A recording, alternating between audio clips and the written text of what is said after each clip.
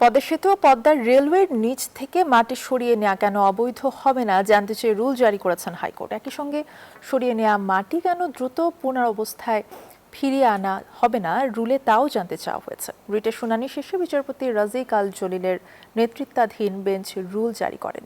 রিটকারী আইনজীবী এস.এম. মাসুদ হোসেন দোলন বলেন, সেতুর নিচ থেকে অবৈধভাবে মাটি এবং বালু সরানো হলে এর ভিত্তি এবং স্থাপনা ঝুঁকিতে পড়তে পারে।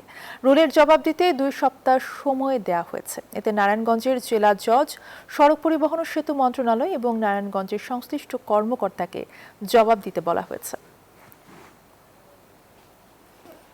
মিস্টার জাস্টিস রাজিক আল জলিলের নেতৃত্বাধীন বেঞ্চ আজকে সেখানে রুল দিয়েছেন 2 সপ্তাহের জন্য কেন পদ্মা ব্রিজ এবং পদ্মা রেলওয়ের নিচে মাটি সরানো অবৈধ হবে না এবং কেন সেটাকে অতি সত্বর রিস্টোর করা হবে না, এই ব্যাপারে মাননীয় আদালত একটি রুল জারি করেছেন।